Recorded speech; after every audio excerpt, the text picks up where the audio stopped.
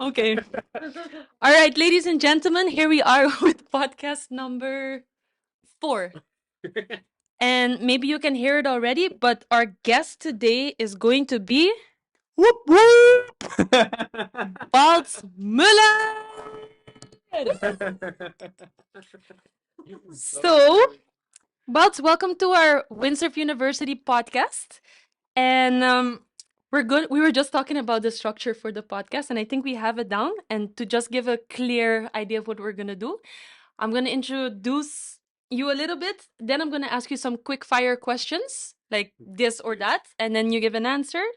And then there's some questions that Uda and I want to ask you because we're interested to know about how Balzmuller's brain works, basically. I don't know. I don't know. We will see. Very excited. So, well, it's just the end of the Fuerteventura event, basically, and I think you've had your best result ever, 4th place, and someone said you're aging like fine wine. Maybe you want to share about how the event went for you? You want to say? Yes, definitely. So, yeah, what an honor being on your podcast. I'm a big fan of both of you, obviously, and yeah, it was amazing this past days here on Fuerteventura. I mean, it blew my mind. What's what can I say? I mean, Please. it was yeah. I mean, not only the result, but also it was a very challenging windsurfing out there, and I love to come back here with all the freestylers and just share a great time with this family on the water, and it was awesome. Yeah, the result is just yeah, the icing on the cake. How was that heat against Yento? Because you said you were waiting for a few years to compete against each other. Yeah, and then honestly, that heat was the worst heat of no, not the worst, but I felt I was not on it with it that heat anymore because sailing against Yentl is always just all about the joy, and we actually wanted to do some synchronized tricks, but then in the end we got lost again, like in all directions. And I mean, he's a beast. He was up in my neck and he was just copycatting my tricks, and I think that's what he's really like. His speciality is really like competition. He's a beast in competition. I mean, it's impressive. And what was your best heat then? Which one is the one that you remember the most from this event? I would say the most impressed I was against you because it was light wind, and I mean Bonaire 748 wind is not where I'm good at. I mean riding lighter winds is very challenging. So against Yup, the head judge came out down to the beach and he was like, "So you guys want to compete?" It was like the first heat on day two, the first heat of the double elimination. It was very light wind, and I was like, "Yeah, we're here to sail. Let's give it a go. Let's try it." And I know Yup rips. Yeah. And that heat, I had so much pressure, and I had not much pressure in the sail, but I felt like I got to stick these moves. And the double cooler I landed in this heat, and also the spot cooler I landed in this heat was just wow, Yeah. because I knew I needed. And I mean, you had a good heat as well, and so it was close. But in the end, I mean, that's what we're here for. Got you the 5th place, right? I Or guess 4th place, 4th even. I guess fifth, and then I had to go against Sam. Damn. And Desta as well. All these names, all these names, it's amazing. But yeah, I mean, what should I say? Anybody could win here. And when you looked at the elimination ladder, first round heats could have been finals. Yeah. Yeah, amazing. That was a crazy run. Super congrats on that, and it's super inspiring. So now we're gonna go to the quick fire questions. Uda's gonna ask the first couple. All right, but so we know you what for, like for many years actually. But there's a few things we don't really know you. So it's gonna be interesting to know what you would choose here. So you have to just answer quite fast, not too much thinking. Yeah. So you have to choose phone call or WhatsApp. Oh, phone call. Okay. Short video or longer content videos. Longer content, definitely. Okay. Breakfast or dinner. Dinner for breakfast. Yeah, lunch. No, good breakfast. And this one I think I know. Coffee or tea. Apparently, Bosson drinks no coffee anymore because it's not healthy, but he got second. And Leonard started drinking coffee 2 months ago or 1 month ago. It seems to work out. No, I love coffee, even if it's not healthy. Right. Morning person or evening person. Rather the evening person, but I get up early as well. Because I've been wondering, like, I feel like you're like how do you say, Duracell? Yeah. Like you're all the time on it, and sometimes I feel lazy when I look at your stories. I'm like, Oh, you're yeah. doing these rounds on the lake, pump falling, there's no wind, and you even try to wing when there's no wind. And I'm just like, where do you have even have all the energy from? So it's Where very do you cool. have it from? Yeah, where do you have it from? Ovomaltine, like the Swiss chocolate. Okay, Sarah, you should add the next What? ones.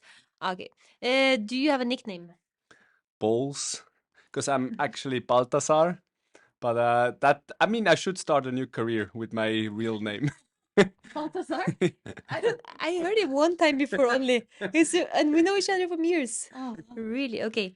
What superpower would you like to have? You have many of them already, but yeah. what are you still missing? That's our question. No, I mean, I would love to fly. I love flying, just being able to be in the air. Actually, the duck has it all. The duck can swim, walk, fly, dive. I would like to be a duck, even if it's an ugly animal. But I would love to fly, be able to walk and dive. Yeah. Yeah. I think ducks are pretty. Yeah. Yeah, except the duck bugs. Yeah. What makes you happy? The deep one from Sarah. What really? Yeah, I mean, first of all, definitely passion, love, and sports. Sport makes me really happy. Like I've got to be out there, but the family makes me happy now, especially now with my two beautiful daughters and with Eva as a great support. So family and sports. Wow. How does it feel to be surrounded by women at home all day? Because you grew up with just men and your mom, actually. Indeed, yeah, indeed. I mean, it's crazy. It's crazy that now I'm the odd one out at home, but it's really nice. And I mean, my daughters, they have a lot of strength. So I guess it's gonna be as just as intense as if they would be males, I guess. Cool. What's the best advice you ever got?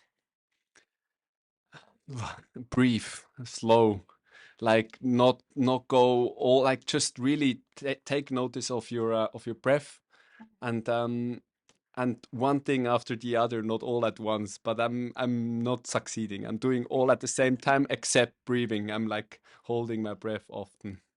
Okay.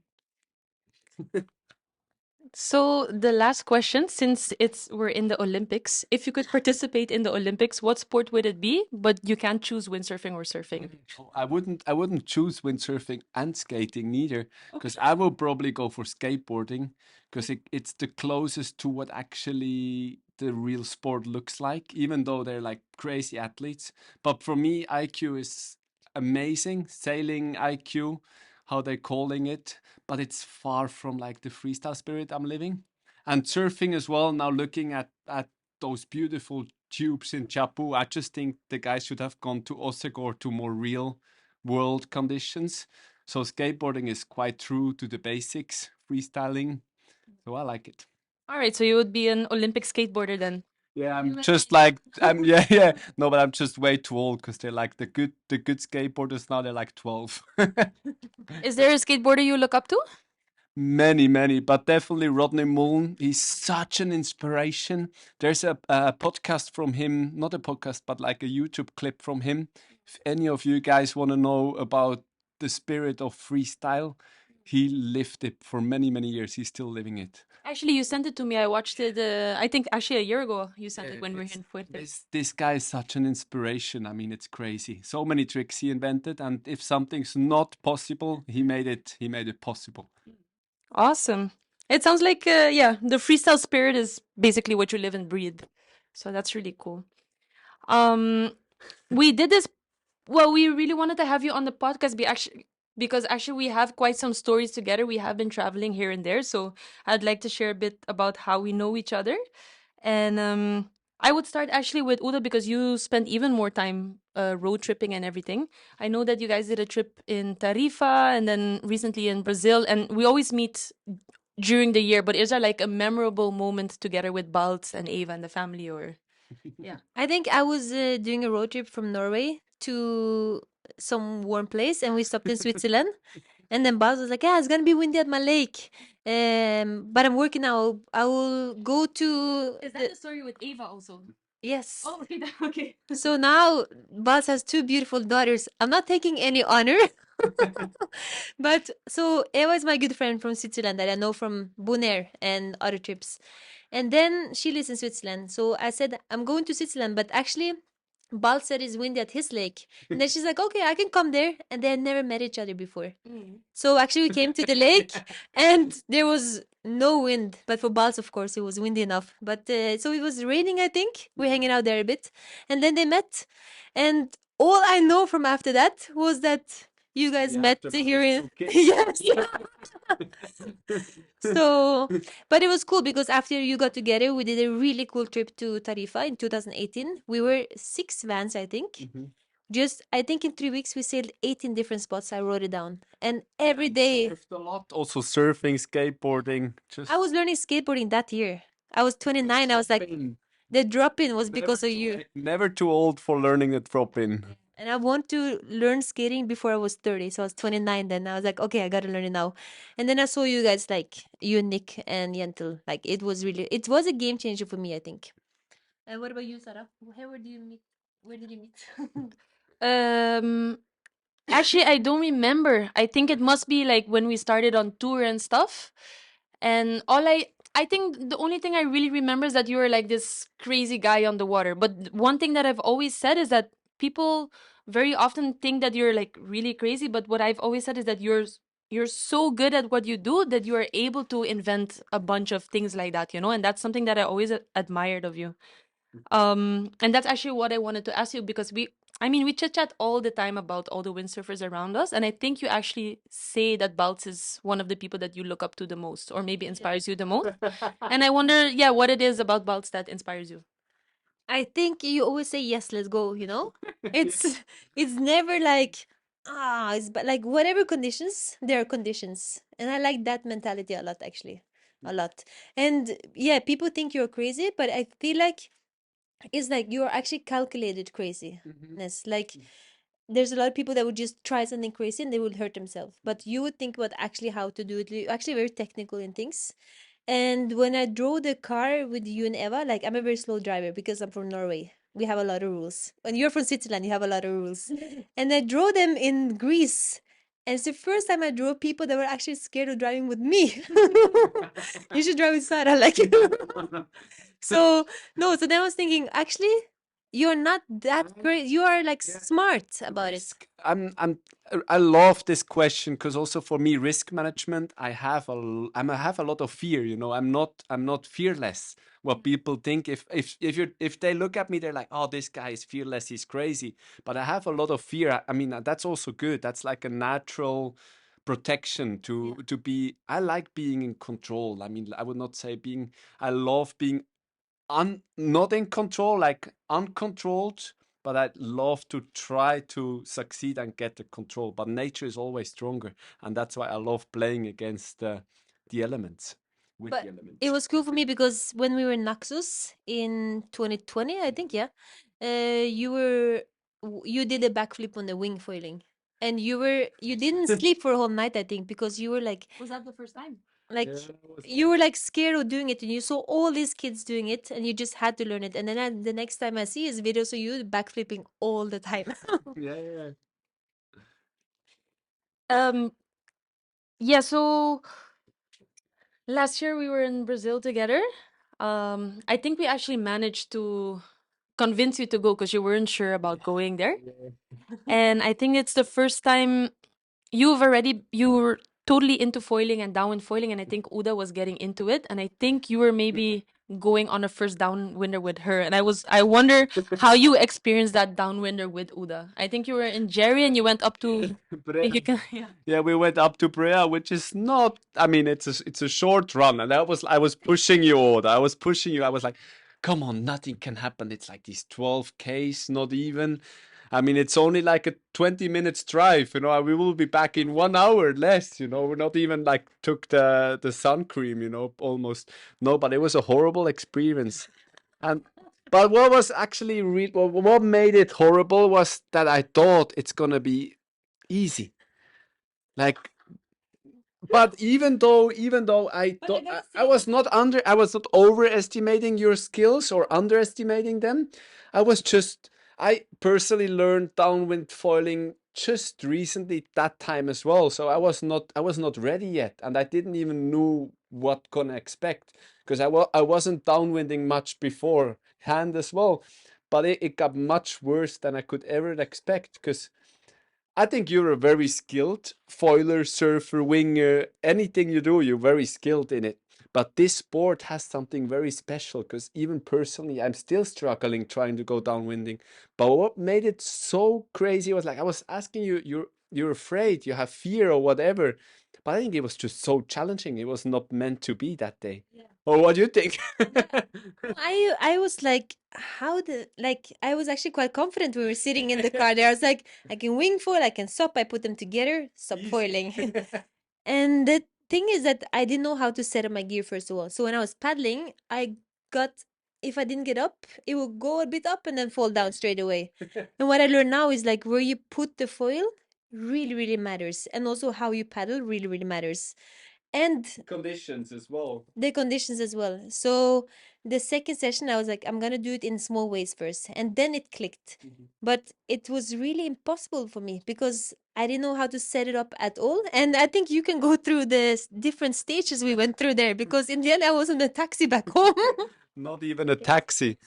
It was a random guy at the beach, because I was quite shocked how bad it went. And then, but I'm like, I kind of wanted to do it together, so I was very sure we're gonna do it. And I guess I gotta interrupt you one time because your wife said that Eva was glad you went with me because you had patience with me. If it would have been with Eva, I think she'll be in the taxi way before.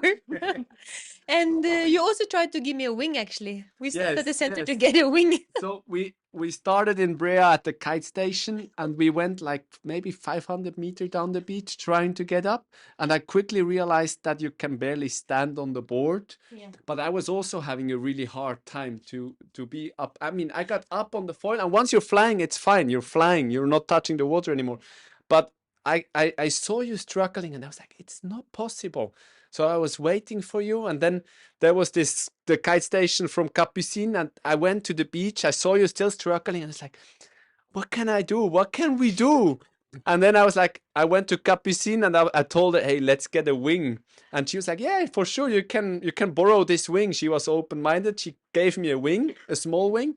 And I thought, oh, we're safe. Now we're going. Now we're blasting down in one run. But you got the wing, and you were still struggling, because it's not easy. And honestly, I felt like I failed as a not as a friend, but as a teacher, or as a good example, because I knew downwind foiling is really hard to learn, because I'm still failing at it. But I think we totally overestimated the challenge. Yeah. And then we got with the wing. I remember you got up, and I was like, I got up on the foil straight away, and I was going, and I was sure you're gonna make it. And I saw you, and I looked back again, and I saw you struggling with that wing. And like, I'm not sure if you had such a challenge in your life before, because I think you also expected to do better, which is very humbling in a kind of way too.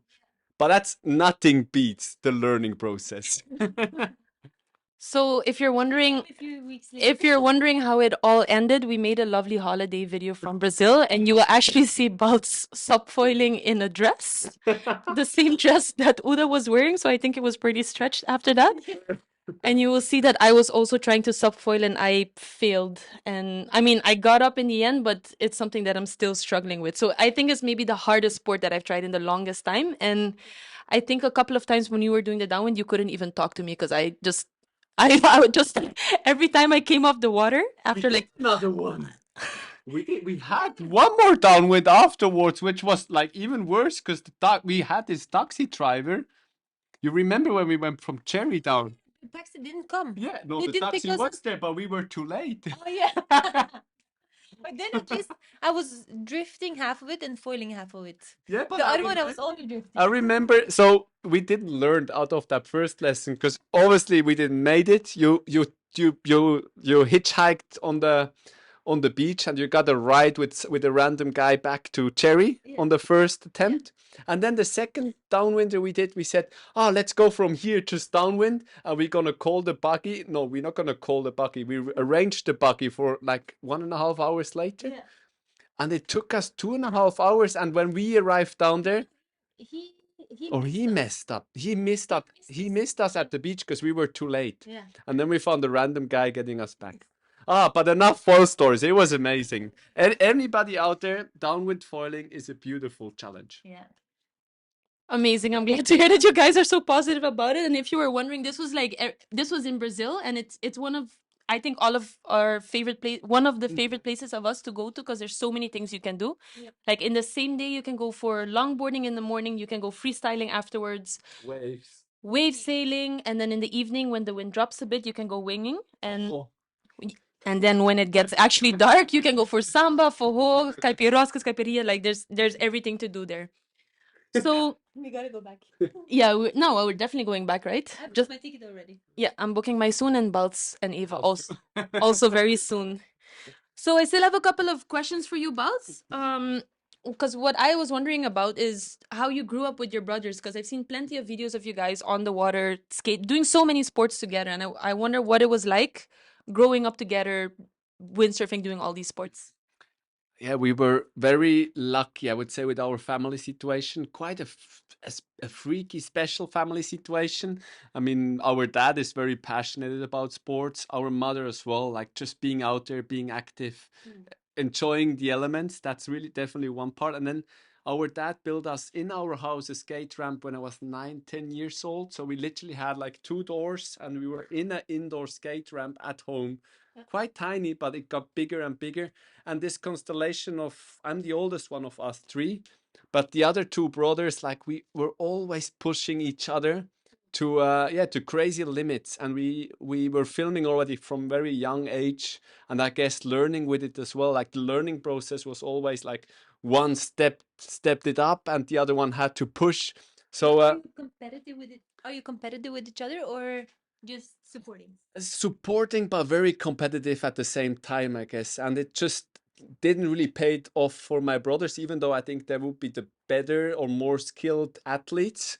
But in the end, I mean, it was really nice growing up like this. And our parents, they literally had zero money at the end of the month, but we spent somehow 5 or 6 times a year at the sea. So they were spending any and everything to get us onto the water at the beach.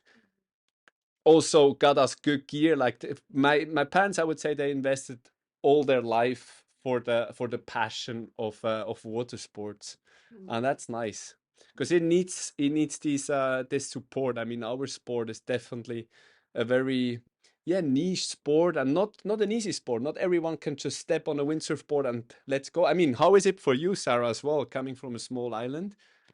Oh no, it's exactly the same story. I had 120% support from my parents. They had to drive me to the beach, pick me up. I got my first gear from my parents, and but they were very on top of it. Like they were at the beach watching me sailing, and I think that support is something that's helped me, and they still do. So Yeah. it's very important. Um, yeah, so that's really cool. And I was wondering if you had any idols in windsurfing growing up. Are there any people that you were looking up to when you started?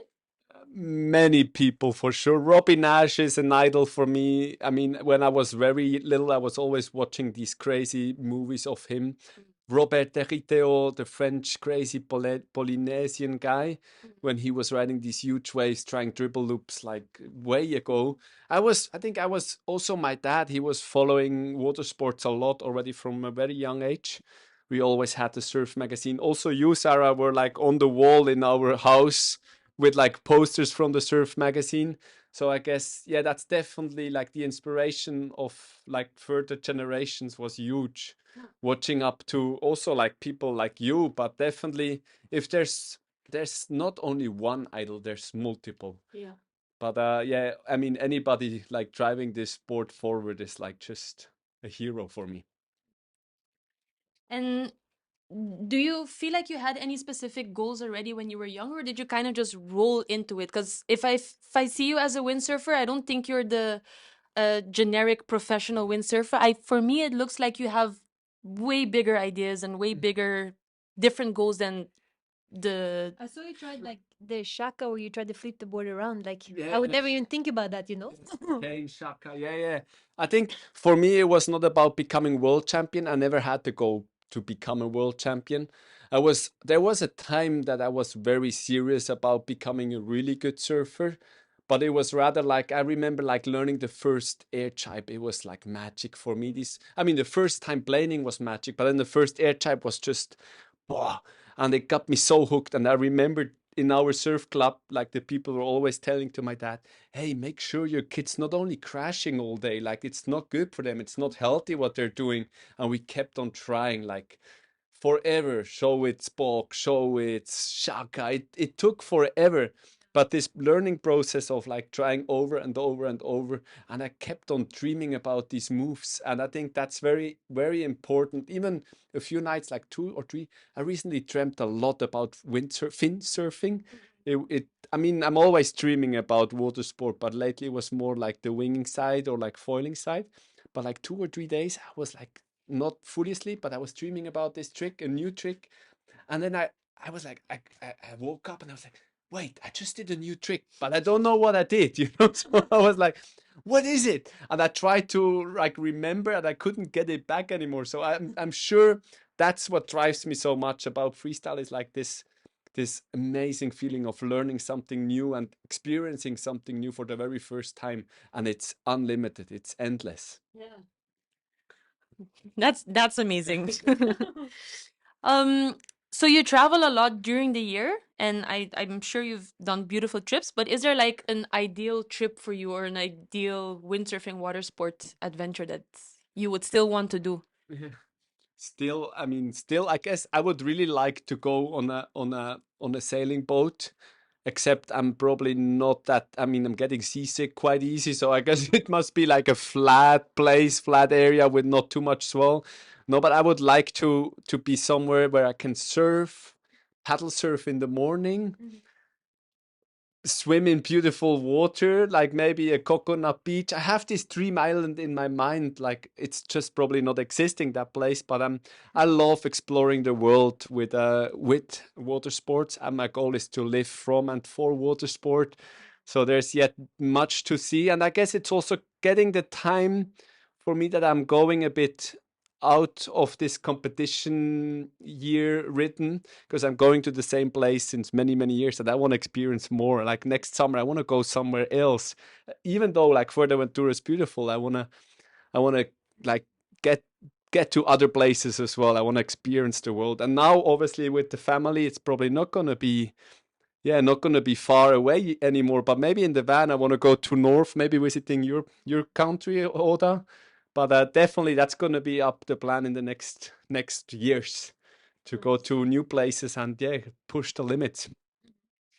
So last year you went to Pozo actually. Yeah, That I and wanna go to because Poz. because that's your first time in Pozo. Because I told you many years, why are you not in Pozo? Like you would create something new there. So what about wave sailing actually? I love wave sailing. I love wave sailing. I've had when I was 18, I was invited to Patrick. I was back in the days. I was riding with Patrick boards, and he has a beautiful house in Market River. So I was 3 months in Western Australia, and I used the freestyle equipment. I think 2 or 3 times. So I was literally only wave riding, and I have so great memories of trying to do freestyle. The master class of windsurfing for me is freestyle moves in the critical wave zone. That's like Yeah. the ultimate master class. So I definitely want to become a better wave rider and do freestyle tricks in the waves, like shifty off the lip and stuff like this. I actually remember a story that you were not allowed to windsurf with straps when you were there in Australia. Was that the same trip? Yeah, that was the trip where I actually freestyle, and then I fucked my ankle, and then Patrick took off the straps, and I was in Narlu, logo high wave, 7 to 8 bottom terms, even more, and I was strapless, and I learned so much from that trip. And just recently, I saw Mark Barret also strapless, Yeah. and I thought back at the times I was trying Shaka strapless. It's not impossible. Also Flaka, Spock, Willy Skipper. So riding strapless makes you a better sailor, and strapless in waves can be amazing because on the bottom term you can move your feet Yeah. forward and back, and I think it's underestimated riding strapless. Yeah. Yeah, so I think a lot of people know you as Radiculo on Instagram, and you have some crazy edits. There's a lot of circles. I don't think so many, yeah, mainly circles. Or how do you come up with your editing style? it's fast forward my editing style, and I don't like it at the same time because these days a post or something, when something happens, it's posted within a few minutes or hours, which is good because the more time you invest into something, the more you're gonna be frustrated if the people don't like it, I would say. So I rather not invest too much time anymore into creating the content, which is it's bad. We should get back, we should go back in time because back in the days I used to spend hours for a nice edit. So I want to get back to like these longer, more quality, less quantity, more quality content. That's the one to go. Mm. I heard you say the other day, actually, because we were talking about your editing, and you were mentioning that now you need to label if it's done by AI or not. Yeah. And I think you actually got a comment on your Yeah. video asking if it was made by AI or if that's. Well, yeah, definitely people think it's not real what I'm doing with the foil. So, and honestly, it's a compliment, but at the same time, I think it's the reality. Like, there's social media goes, it's so short living and it goes so quick that we should stick away a bit from it. And yeah, I'm always saying rather surf on less on the World Wide Web and more on the sea. That's a very important task for the youth now, Yeah. growing into this planet because there's not much happening with the youth. So I really hope that there's a next Sarah growing up and gonna change the business. Well, actually, that's it for our podcast. I honestly think we could go on for much longer, and I think we actually have to do an episode 2 at some point, maybe when we meet all together in Brazil. Yeah. But we're gonna end this podcast here. Thank you so much, Balz, for your time. It's always entertaining to listening to what you have to say and how you think about the world and windsurfing. Mhm. And Yeah, and much appreciating as well being on that podcast. And yeah, big up for your windsurf university. I really like what you're doing, and the idea of like growing the sport together. It's so nice. Not only growing it, but like sharing the knowledge. I love it, and especially when it comes from two legends like you guys. I think one day I have to join one of your windsurf university yeah. just to learn how to do the hand wash pirouette type. Yeah, with sexy like you do. Yeah, indeed.